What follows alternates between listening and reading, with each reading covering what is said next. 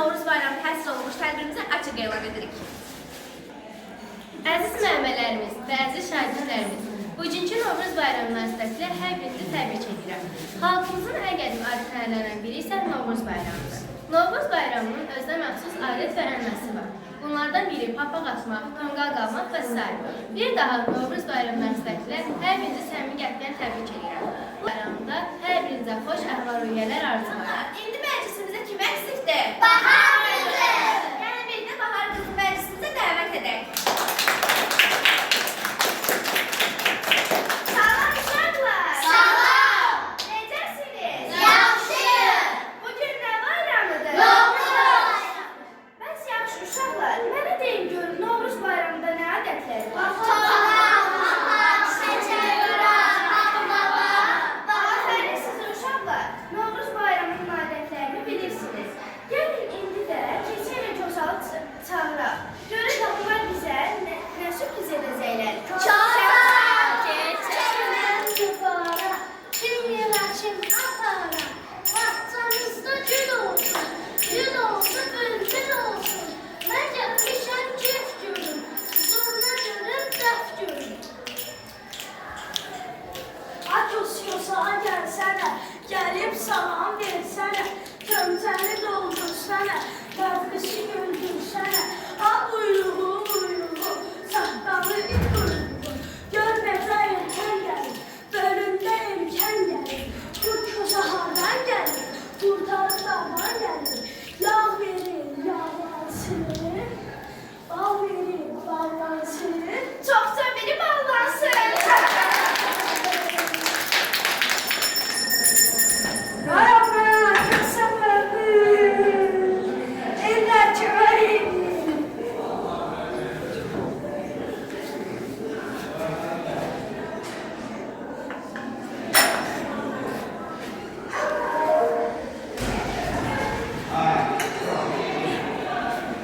Ay kösahardan gelmişsən. Şərada. Bizə nə gətirmişsən? Allah. Alma hanı? Satmışam. Pulu hanı? Öküz almışam. Öküz hanı? Ay ben kösamında acıdım.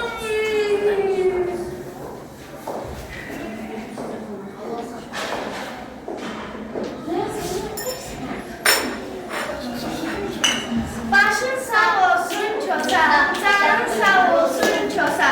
Arşın uzun bezmisə, kəfənsiz ölməz Kosa. Aç Kosa gəlmisən, laf vaxtında meydanəsən. Almayınca bayradan, çəkilmə bir yan. Burcunu yaxşı doldur, əli boşda qalmayasan. Mənim kosam canlıdır, onları mərcanlıdır. Canlını əzdirmayın, kosam iki canlıdır. Biraz oynayın, gönlüne dingildəyim.